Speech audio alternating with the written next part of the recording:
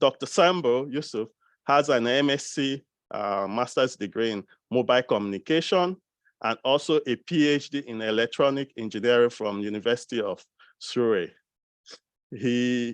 Prior to that, he worked as a lecturer in Bayes University in Abuja.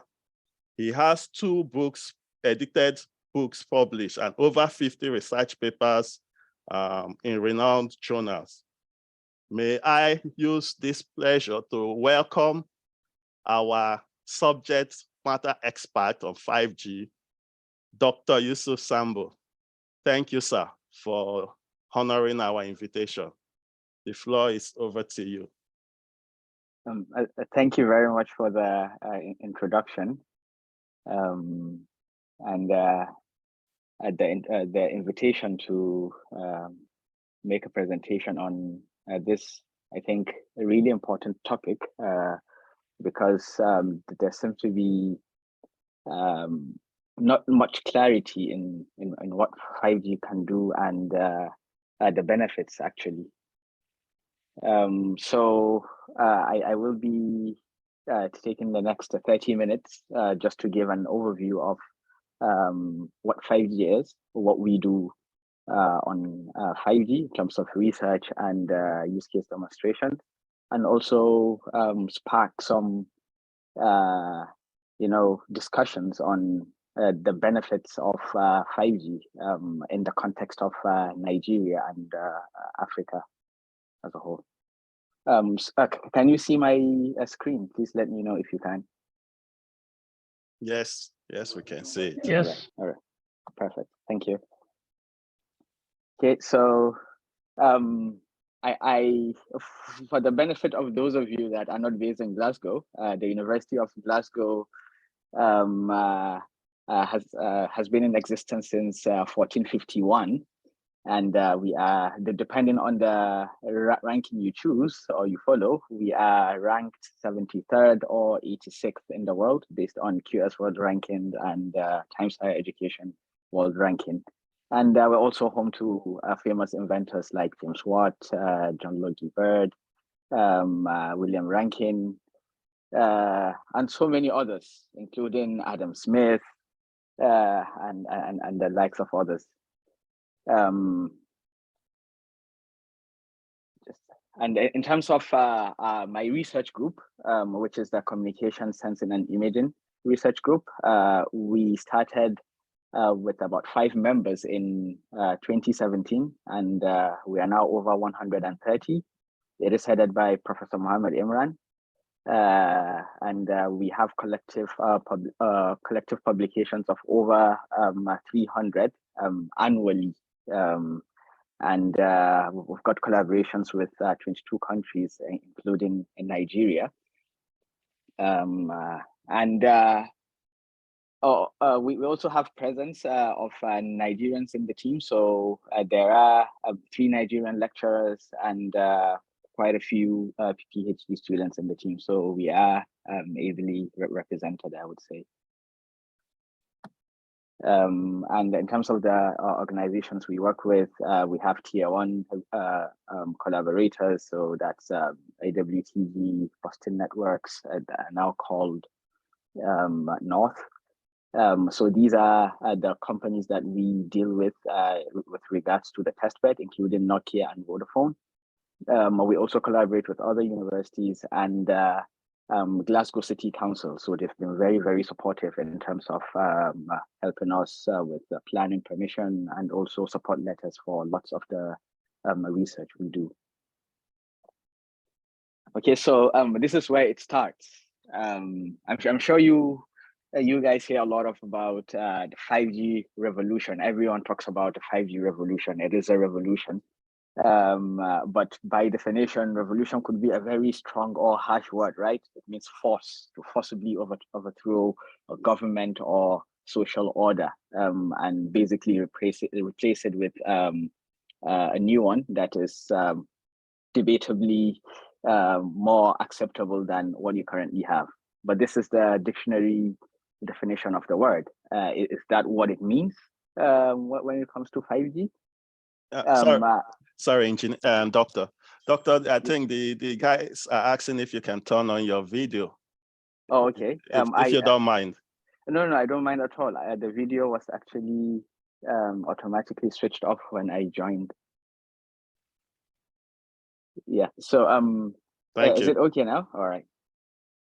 Yeah. So I found this a picture on the internet, and it tells you how telecommunication networks have evolved over the years, right? So the first generation system, what you call analog, was introduced in 1980, and roughly every 10 years, a new generation comes out. So 2G or GSM came out in 1990, and you can see the speed increased from 14.4 kilobits per second to 300 kilobits per second with GSM, and then 3G pushed it up to 32 megabits per second, and that's when people started having a feel of internet on their phones. Very simple task, because we didn't really usher in the high bandwidth demand applications that we have with 4G, but it gave us a feel of what to expect. And then 4G kicked off with the higher demand social media, the Instagram, and lots of apps. And it proved a way for people to think of the art of the possible. What can you do with a digital connectivity? And then from 2020, 5G came into the scene with speeds of over 1 gigabits per second. So you would say there is considerable improvement over the years, but is it enough to call it a revolution, just focusing on data rates or speed?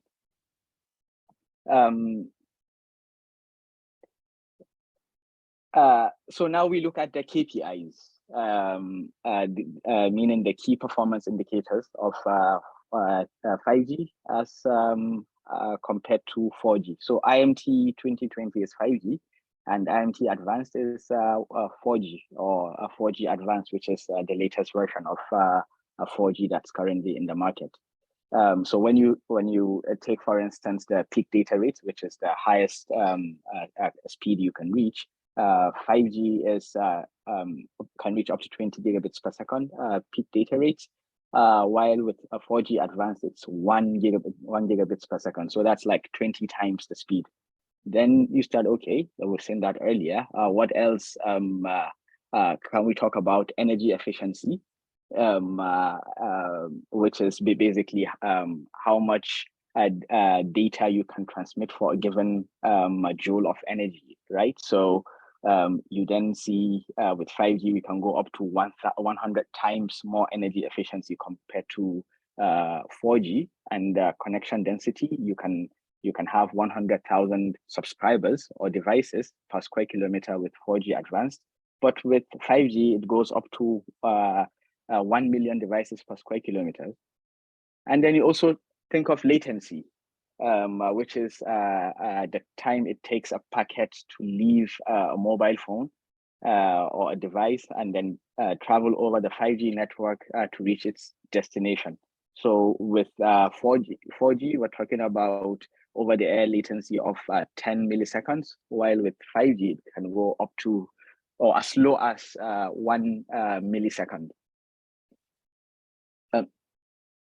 So you can clearly see that things are actually getting interesting, and maybe it's worth calling 5G a revolution, because it turns everything upside down. And these KPIs means we can actually target lots of different industrial sectors or vertical sectors and implement various use cases to improve either service productivity or even the way of lives of people. So I have this slide here saying KPI, so what? Andy Sutton, the principal network architect at BT, said in one of our books, there is not an industry or business sector that won't be impacted by the introduction of 5G. So basically, the way 5G is different from others, or the reason why it is called a revolution, is it can be implemented or used to support lots of various vertical sectors. So any industry you can think of, 5G has the potential to improve service delivery there. So for instance, if we start with Industry 4.0, or what you call smart manufacturing or connected factories, then the three main services of 5G that can support applications like these include ultra reliable and low latency communication. So we know when you're dealing with factories or machinery, the reliability of a communication link is really, really important. And that's why for so long, these factories have relied on wired connections, because your fiber optic cable or your copper cable has that reliability that other wireless systems don't have. But with 5G, we are able to achieve ultra reliability with low latency communication, like I said earlier, of up to or as low as 1 millisecond. So meaning you can connect to your devices reliably, and you can implement industrial use cases with very little latency. So if you have delay sensitive applications that need an action taken or control action taken as soon as an event threshold is triggered, then 5G is the technology to achieve that. There's also enhanced mobile broadband, which is the 1 or 10 or 20 gigabits per second speed that we're talking about. So if it's high video or it's large amounts of data that you want to transmit, then 5G is there to support that use case. And the other one is massive machine type communication. So you can connect, like we saw earlier, up to 1 million devices per square kilometer. So lots of devices within a factory can connect to the network without choking it. Just for context, usually when you go to large events or crowded events like stadiums or carnivals where there are lots of people, it's normal for you to notice your mobile phone doesn't really work well, or the data is very slow. It's because the network is choked up. But with 5G, you can support it can support lots of users. Another industry is healthcare, where we also rely on ultra reliable low latency communications, enhanced mobile broadband, and massive machine type communication to support healthcare applications such as remote surgery, which requires video feedback, high definition in most cases, or at the very least, and also low reliability, a high reliability with low latency. So the surgeon, if it's the case of remote surgery, can operate surgical procedures from a remote location. You can also use it for remote consultation, because when you have high bandwidth, then you can even go as far as 3D consultation.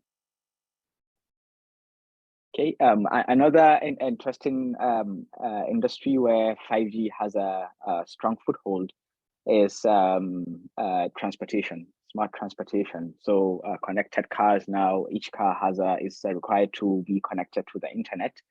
I think from 2030 or so. Don't quote me on that. But there is that requirement on each new vehicle being connected. So there's going to be a lot of data being generated, either for self-driving cars or for cars to communicate between themselves for safety applications and to manage traffic. This is where you start thinking of the high mobility support for 5G, which can go up to 500 kilometers per hour, as opposed to 4G advanced that can go for just 350 kilometers per hour. Okay. Another interesting industry is agriculture, where you can use various applications to ride on 5G. So this could be for monitoring crop health or animal health, for mechanized farming, where you deploy lots of sensors and actuators for irrigation, and monitoring of farm produce in stores, and other applications like these that rely on services of ultra-reliable low latencycy 5G communications, enhanced mobile broadband, and MMTC.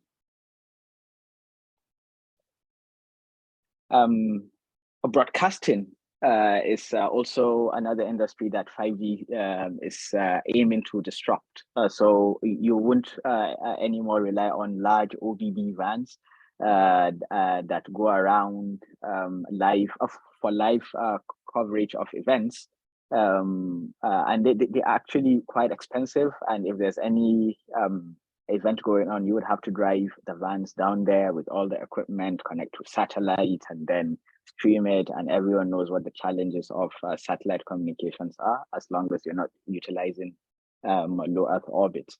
But with 5G and the current state of semiconductor technology, even a mobile phone can be used as a broadcast device, right? And it generates a very large amount of data that can be supported by the network with low latency as well.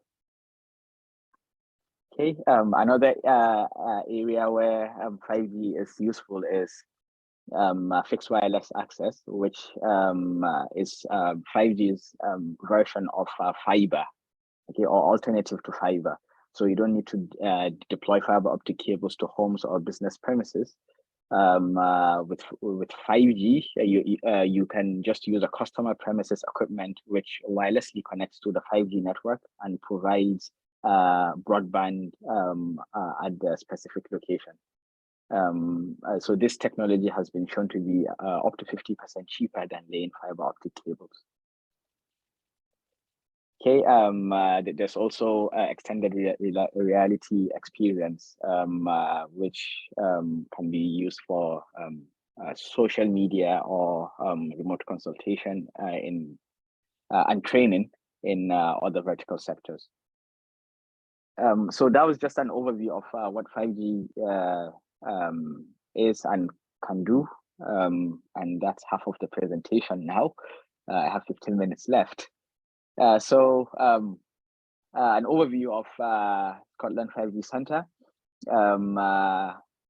We are the founding members of Scotland 5G Centre in addition to Strathclyde University and Scottish Futures Trust. And we are basically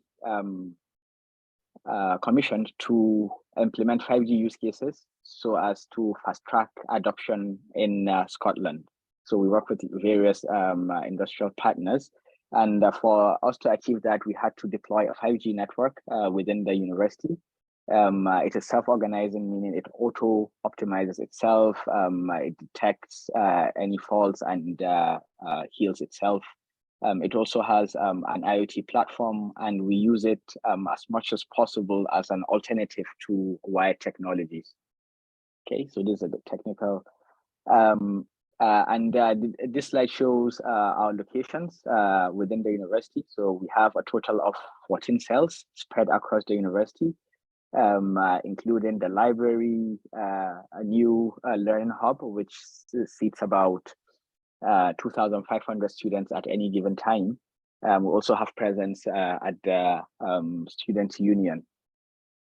These are just some of the 5G radios that have been deployed on the university campus, and also indoor radios around the university.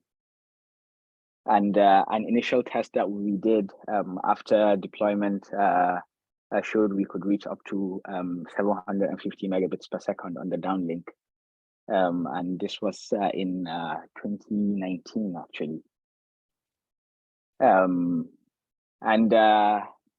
I will show you some of the video, some of the demos that we have implemented, targeting a specific industrial sectors. And then we can end the presentation with a Q&A discussions based on what we've seen. So this video here basically shows, or it mimics robotic surgery. The idea is a surgeon would be at a remote location, while the robot, which will be performing the actual surgery on the patient, will be at a completely different location. So they will be connected by 5G. And what this use case shows is that the surgeon can actually make a precision cut.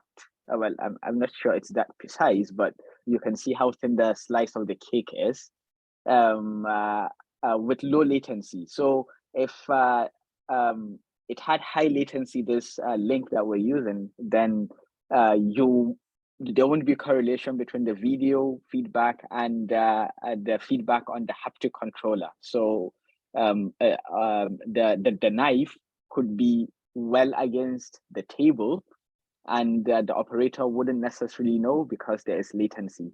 But with 5G, we are able to achieve the cut and know exactly when to stop using ultra reliable low latency communication and enhanced mobile broadband for the visual feedback. Okay, now this video basically shows a remote driving use case. Driving use case where an unmanned ground vehicle was driven from Oxford University. So this was in collaboration with Oxford Research Institute of Oxford University. And the vehicle was on our campus. So that's the main building of the University of Glasgow. And you saw earlier that we have outdoor coverage.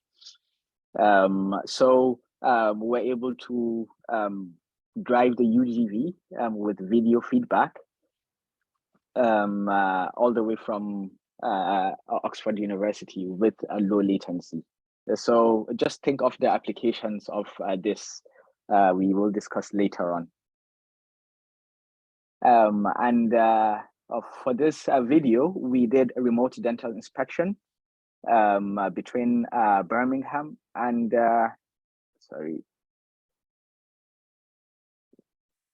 so between Birmingham and Glasgow. So the haptic controller was in Birmingham, and it's being used to control a robotic arm, which has a camera, a micro camera attached to it, and that's a dental cavity for the inspection. So as the robotic arm is being moved, you can see that the dentist at the remote location can actually have a view of the dental cavity and identify any plaques or dental issues with the patient. So this was done remotely between Birmingham and Glasgow. This use case had to do with robotics for social care, so assisted living, where you would have robots helping patients that need to recuperate at home, maybe early discharge, or maybe they just have challenges with mobility. Using 5G, the robot could be either automated or remotely controlled to perform certain tasks that could augment some patients that have mobility constraints or general assisted living tasks. So that's a robot doing laundry. It also helped with passing a remote control to the resident because it fell and they have challenges with mobility. It's getting food here from the oven, and then it will serve the patient. Yeah, obviously it's just demonstration. So the oven wasn't hot, and as you can see, there's no food. But then the robot doc is able to perform certain assisted living tasks. Another use case is a persuasive energy conscious network.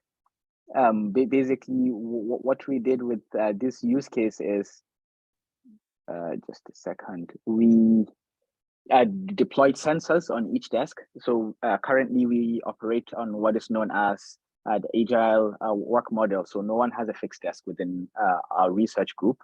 and everything is shared. So we deployed sensors on each desk to monitor the energy consumption.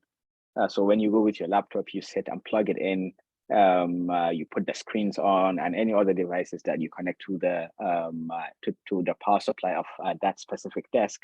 The energy consumption is monitored, and we are able to produce charts of the energy use on a weekly, daily, and longer granularities as well, to show how we are doing in terms of energy performance. And there is some form of gamification as well to let people know if their energy consumption is going down and what tips they can take to improve their energy consumption. We've also done 3D telepresence, which is basically holographic content without using VR headsets. So this uses a screen, and it's called a light field display, and it creates the illusion of a 3D. So you can think of a remote consultation, video consultation, or it will now be 3D consultation, or when there was a lockdown and lots of care homes were closed off to the public, this would have played a very important intervention in providing sense of belonging. So care home residents can keep in touch with their families and their loved ones. So now the question is, which way Nigeria for 5G? But before we go any further, I would like to remind people that Nigeria actually has 5G. It's been deployed, and that people are getting wild speeds. This video here shows 800 megabits per second. I think it was in Lagos. So we do have 5G, among the very first countries in the world to deploy 5G. But what are we going to use it for?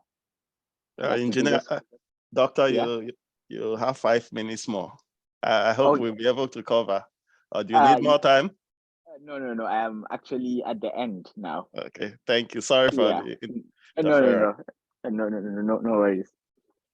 Yeah. So what do we do with 5G? Are we just going to keep showing 800 megabits per second speed, or there are other applications? So I picked this from Analysis Mason.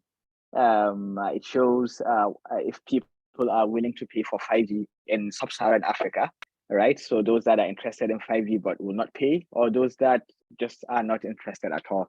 But what I want you to focus on is the use cases that they listed: super fast download, ultra HD video, fixed broadband, gaming experience, in-car entertainment, VR services, and VR gaming. Are these really, we need to ask ourselves this question, are these really use cases for Africa? Are they relevant to us? Are they tackling our own problems? Because we have specific problems. In-car entertainment really shouldn't be there, right? And VR gaming is not there. We have other areas that need focus, and examples are we could use 5G to improve access to healthcare. We could have private 5G networks in clinics in the villages or rural parts of Nigeria or other African countries, and provide access to medical expertise from professionals all around the world. We could use AR, VR for learning and training of doctors and engineers and technicians and students as well, because it's been shown that AR, VR increases retention rates by up to 40%. We could use it for remote work as well, where people can work in factories, but from a village in Lokoja, for instance, where all they will need is a 5G connection to remotely control a robot or drive a UGV at a factory in Berlin. or maybe an artist painting a piece of work in Paris from Idumota in Lagos, right? We could also use 5G for community-based networks, where you basically go to rural parts of Nigeria or Africa and deploy 5G networks and have the communities connected. You might think it's too expensive, but no, in reality, the cost of deploying a cellular network has gone down from about 5 million for a 2G, 3G base station to under 50,000, actually 20 to 50,000 for a full 5G base station. And that's dollars, by the way, sorry. So we can actually have cheap community-based networks in Nigeria or other parts of Africa. But obviously, for us to go ahead with that, we need to tackle the issues of policy and regulation. So access to a spectrum. At the moment, if you want to deploy a private network, you have to, I mean, it's so expensive. But in the UK here, Ofcom has made a spectrum available for private networks, so almost anyone can get a 5G spectrum and deploy it if they have the equipment.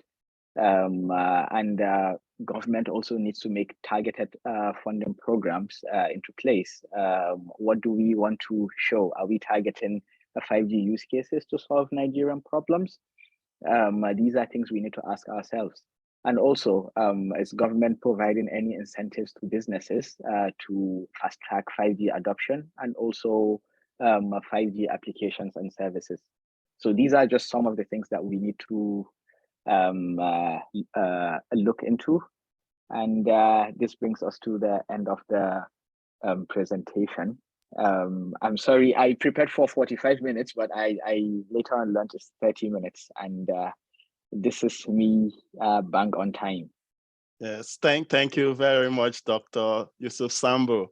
I think you really broke this down. 5G, with the advancement in telecommunication and information technology today, when we hear 5G, it goes like, but the way you broke it down to, to the basics.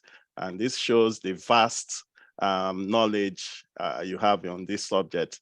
Thank you very much. So we'll be going into the second session. So just stay on the line, Doctor. This will be the question and answer session. So I will take the privilege as your host to ask the first question. I saw you listed a lot of benefits of the 5G, but what are the disadvantages, specifically to the environment and also health? Does it have any negative implication?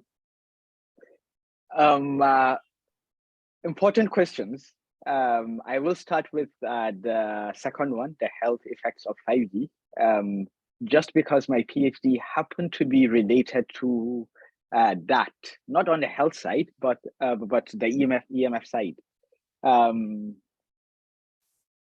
As far as researchers are concerned, there is no evidence, credible evidence, that links 5G or any other cellular communication or wireless communication technology to cancer.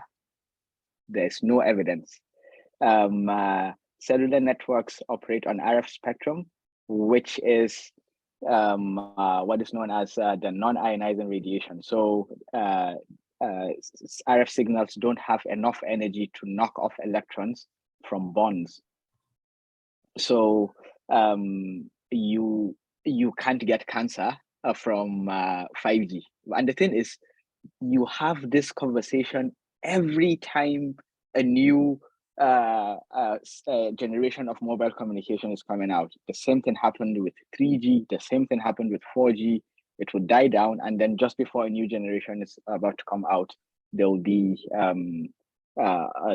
talks on that. And with 5G, it was sad.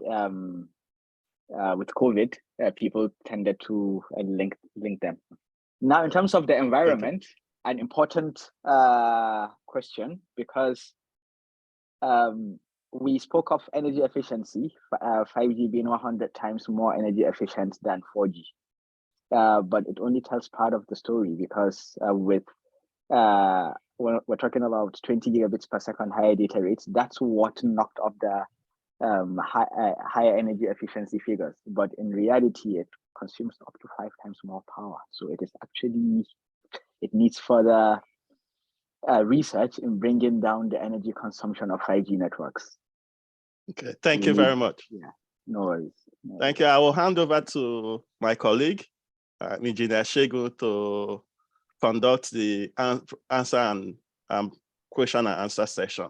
Engineer Shegu, over to you, sir. Yeah, thank you so much, Engineer Ike, and thank you so much, Engineer Dr. Yusuf, for the presentation. It's quite an interesting one.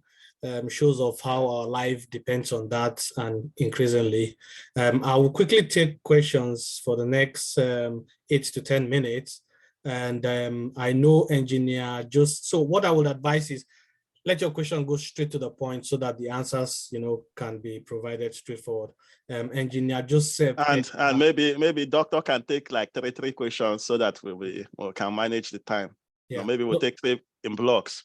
Yeah. So Engineer Simon, can you unmute Engineer? Okay, well, maybe I can unmute it.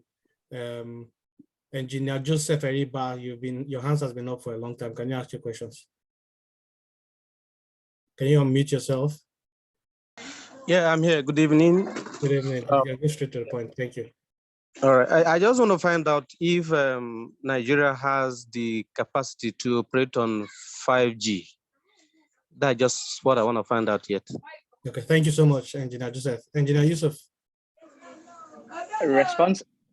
Oh, okay. Yeah, yeah, absolutely. Nigeria has the capacity. 5G has already been deployed in Lagos, Abuja, perhaps Port Harcourt as well. Okay. So yeah, we do have the capacity, and it's actually a lot cheaper than previous generations. Okay. And we have 5G already in Nigeria. Okay. Thank you so much for that. And there's a question here on the chat from Engineer Simon. It says, how can the 5G help in solving the security challenges currently faced in Nigeria? Is this something you've thought of, Engineer Yusuf? Yeah, so there are lots of ways we can rely on 5G. For instance, public safety monitoring, CCTV. Now, if you have 5G coverage, unlike 4G that can support a large deployment of CCTV with a video feedback, you can actually do that with 5G. And you can also implement lots of technologies for I know it's a bit when you start talking about privacy and user data, but lots of techniques can be implemented on the network side to implement safety applications, but it depends on what borders on like privacy, you have to take that into consideration. But as applications, certainly 5G can support security in Nigeria.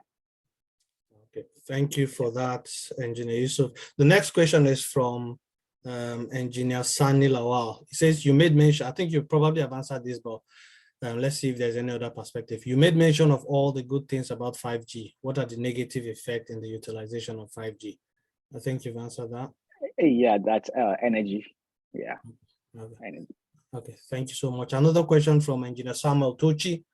It says, what is the government in the provision of 5G? I understand the telecoms vendors like MTN, Airtel are the ones that set up telecom base station. So he's saying, what is the role of government in the provision of 5G? Yeah, so obviously the role of government will come in from regulation and policy to make it provide business incentives, because like all previous generations of cellular networks, deployment starts from dense urban areas where MNOs can quickly recoup their investment before gradually going out into suburban and rural areas. But what government can do, and what certain governments around the world are doing, is they are making investment in the actual infrastructure, so fiber optic cables. Some governments are even building base stations in rural areas that MNOs ordinarily wouldn't go, because it just doesn't make a business case for them. So I would say for commercial networks, government can help in rural areas by providing the infrastructure or business incentives. And also, government can work on providing access to private networks. So if a school, for instance, wants to deploy a private 5G network, then there should be that policy or regulation allowing them to do so. What specific frequency spectrum would be reserved for private networks? I think NCC needs to look into that. Thank you so much, Dr. Yusuf. I think just to add to the part of incentive which you have talked about, and in relating it to your last part of the presentation where you mentioned about the use case that Nigeria is doing, I think it would be good if the government is able to provide incentives to drive the use case to solve our problems. So, i.e. healthcare, i.e. agriculture, i.e. education and all that, because it looks like the 5G is currently being led by private companies like the MTN and telecoms, and these are profit-driven companies. So they would only drive it towards the streamings that bring money for them and all that. So do you agree with that line of direction? Absolutely, you're absolutely right. Because and that's why I called it a targeted funding programs. I just didn't have enough time to go deeper into that. But an example is here in the UK. DCMS, Department for Digital Culture and Media, they usually have funding application rounds. And there's a project that I'm currently working on. It's called Comparan. And government decided to invest or provide funding available for researchers and the industry to work on Open RAN, which is disaggregating mobile networks, so smaller players can come in there. So you can see they're investing about £300 million into it, just so they can build the ecosystem around open the network. So we need to have targeted investments like this. Okay, thank you so much for that, Doctor. I think we have 3 more minutes. So we'll take 2 questions on the chat, and then the last question will be by Engineer Professor Olumide. So quickly, the first question, I'll take the 2 together. You can answer it together, then we'll go to Prof. The 2 questions are, what is the frequency of transmission for 5G? And then the second one is, what business opportunity areas are available in 5G for young engineers in Nigeria? So if you can take the 2 together, and then we'll go to Prof for the last one. Okay, frequency 5G operates on 3 bands: a low band, which is around 700 megahertz. So it can travel longer distances, but it has low bandwidth, so lower speed. Mid band, which is a compromise between the lower band and the high band. And the high band, which is millimeter wave, at high frequency signals don't travel longer distances, so you need more base stations. So mid band is in between. So 700 megahertz, 3.5 megahertz for mid-band, 3.5 gigahertz for mid-band, and anything from 24 gigahertz and above for the high band. These are the frequencies. And in terms of the business opportunities for 5G in Nigeria, it will have to be applications targeting specific use cases. They will need to know what 5G can do, and then come up with applications or services that ride on 5G targeting these use cases that could be specific to Nigeria. And I mean, once it kicks off, there's a lot of potential to even scale beyond Nigeria. Thank you so much for that. And then we'll go to the last question to Prof. Prof, can you please unmute yourself and ask the question? Thank you, sir. Yeah, thank you very much, sir. I agree with the chairman and all members of University of Glasgow, and I appreciate the presenter for that beautiful presentation. I'm not an IT specialist, I'm a civil engineer. My question is about COVID-19. The peak of COVID-19 in 2020, there were reports that deployment of 5G was responsible or contributed to the outbreak of COVID-19.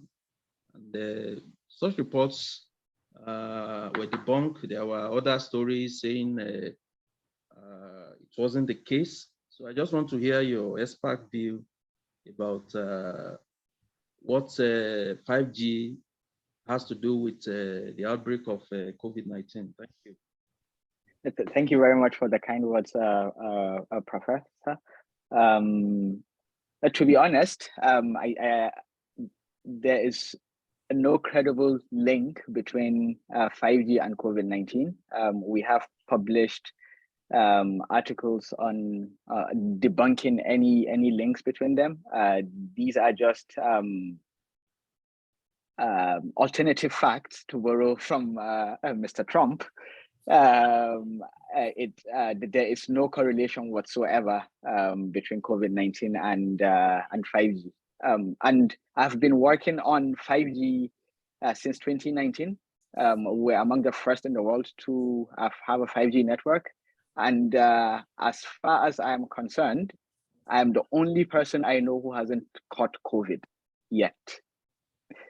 And I still test myself almost every week. So that tells you there really is no correlation between 5G and COVID. Thank you so much, Engineer Dr. Yusuf. I think that rounds up our round of Q&A. So I will hand you over to, is it Engineer Ike or Engineer Simon? Yes, I think to me, then I will hand over to Engineer Simon and our chairman for closing remark. Thank you very much, Dr. Yusuf, for honoring this invitation and for also opening our eyes on 5G as a catalyst for social transformation. I also thank everyone that has asked very important questions. I think some doubts are cleared. Example is the COVID-19 part of it. So, and also knowing that it's also already deployed in Nigeria, how we can effectively use it to the advantage of our own social challenges instead of nitty-gritty items. So on behalf of the branch, I will hand over to our chairman, Engineer Stephen Ugwai, to take to give us the closing remark and open up for the next session. Thank you, everybody, for joining. You very much. Just to remind you, my pleasure. This presentation will be in all our channels, also our YouTube. Feel free to subscribe, and you will be getting all the latest presentation. We have previous presentations there, very insightful. You can spend some time on our YouTube channel, NSC Glasgow branch. Thank you very much, everybody.